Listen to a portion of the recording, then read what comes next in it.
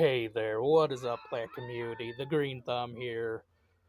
So, today's video is going to be on my crops, but before I really get into any nitty gritty details or I talk about the crops I'm growing or anything like that, I want to address something real quick. Um, so, I know there's been some people here on the channel, which I really appreciate, and I love all you guys that are subscribed and viewing my stuff and watching my stuff. I greatly appreciate you guys. But I just wanted to address this. I know my quality of camera isn't the greatest at all, and I know there's been some people on my channel who's been wanting me to do some fancy stuff like time lapse and all that. But the truth is, I don't have a laptop to do all that. I don't have anything to do all that. And my camera on my tablet is literally just a camera. I mean, I can't do any time lapse, any of that. The most I can do is edit. And I just try to give you guys raw footage of anything that happens. That's usually my motto. I try to keep it real with everybody. But yeah, I just wanted to address that a little bit. Because I know some people get a little upset, and they get a little upset that camera shaking quality, and I know that can be annoying to some, but understand I ain't got like a handheld camera where I could just hold it steady or really anything to hold my tablet still for me. I don't have an extra camera guy or anything like that, so it's literally just me. Now, maybe if I get more subscribers and things like that, and I actually start making money or some things like that, then I can start investing money into my production of my videos here. But I try to leave that up to you guys. Your voices matter here. What do you want to see with the channel? Um, Particularly in the way of, do you guys like the videos that I produce enough to want to subscribe, like my stuff, view my stuff, leave a comment, and get my analytics out there enough to where I can, people notice me and all that? Because if not, we're just kind of stuck with this camera quality for a while. So, because I don't personally have the money to get better quality materials. But, anyways, enough of that rant. Just wanted to let you guys know, because you guys deserve to know such things. But today's video in particular is going to be about my crops, about everything I'm growing over here. So, yeah. So right over here is my sweet corn. Not doing so well. I don't know why, it just never does well. I think it's this wall, if I had to be completely and utterly honest with you guys. I think this wall just produces a lot of heat, where with some things it doesn't affect it, but I think with corn it does particularly affect it. So next year I'm gonna have a whole different strategy for my corn setup. Um, Technically not even supposed to be growing it because of the root systems they could produce on the bottom. They don't allow us to grow vines out here. Talking crop wise, they don't allow us to grow vines, and they don't allow us to plant trees. So, yeah, they allow us to do tomatoes and things like that, which is weird, but So, anyways, here is my cherry tomatoes.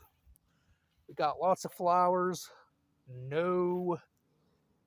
Well, we do got a little bit of fruit down there, don't we? Just a little bit. And these were given to me through a food giveaway. They gave me 4 of them.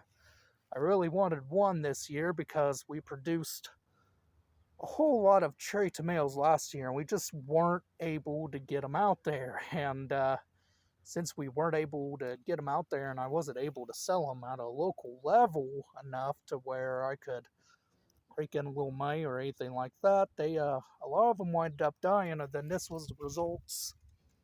We just have wild cherry tomatoes growing everywhere where I don't want them, and I gotta dig those up, either give them away or just throw them away. Then right here we have my normal tomato. I got this from basically table scraps because food's just so expensive. Now, I don't eat the stuff right here that I grow besides maybe the corn because I don't know, tomatoes to me doesn't have no taste, but I do grow them for people and I do use them in certain things. I'm a picky eater, fun fact.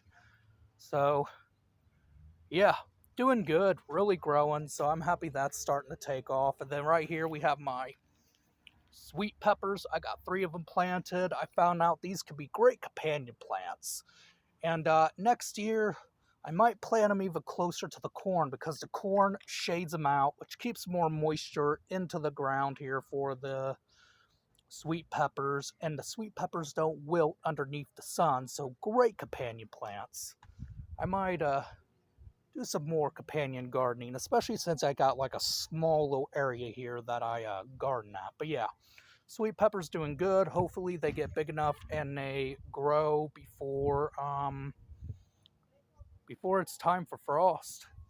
And then right here we have my popcorn plant. Now this isn't your normal average popcorn plant. This is called Jim popcorn plant.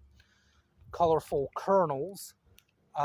Something different compared to normal corn that I found out about recently. I was like, oh wow, they can do this? I'm like, well then I probably shouldn't have planted much stalks. But yeah, they grow big. And then right there on the bottom, you get a whole new stalk. Almost to the root system. It's weird how they grow that way. But yeah, they grow that way. But yeah, I have a good little row of them here. Germination rate was better than the sweet corn. But yeah, sorry about that. I had to pause the video for a minute because really loud vehicle. But yeah, the germination rate was kind of better than the sweet corn, to be honest, because this is all I got left of the sweet corn. And of course, I just leave it up to nature to take care of it. But yeah, this guy right here, man, like I had these rows right here planted in a container of 4, and out of all 4 stalks, maybe only 1 kernel didn't germinate. So yeah, that's awesome. I'm glad to have them germinating, and of course, were germinating, and of course, I have some kernels left, but I'll plant those again, and then whatever I have left, I'll just take and I'll grow again. I'll just take the kernels I get from this batch or maybe the next batch, and I'll take those and harvest them because they'll be more acclimated to the climate genetically. So yeah, that's the corn. Then this is going a little too far out there. I might try to... Okay, I'm not going to be able to push you back. I'm going to have to push that back whenever it gets a little bit longer. And then I have my onions. Really disappointed in the onions, to be honest. I put I think I had 6 seeds in some containers and only 2 popped out. So yeah, really disappointed with the onions. But I'm happy I will have 2. Got an onion here and an onion right there. So yeah. Yeah, I might have to water them a little bit. I seen we got some rain coming in, so I'll see if we got rain coming in later tonight, and if it rains, maybe about 1 o'clock in the morning, I'll not water anything at all. But if not, then of course I will water. But yeah, everything here for the most part is doing good. I'm really happy with the corn. This is my first successful corn that I've grown, to be honest. Everything else I'm okay with. Not the sweet corn though. Very upset with the sweet corn. But yeah, popcorn's too expensive, guys. Grow your own. Start learning how to grow. Food's getting too expensive. It's just, you gotta do something nowadays, especially in our situation. I think I think that's really the only reason why that government housing houses said, yeah, you gotta take your corn plants out because, man, kind of, we're struggling, you know? Everybody's struggling now, so. But yeah, otherwise than that, guys, hope you enjoyed the video. And as always, keep it real and definitely keep it tropical.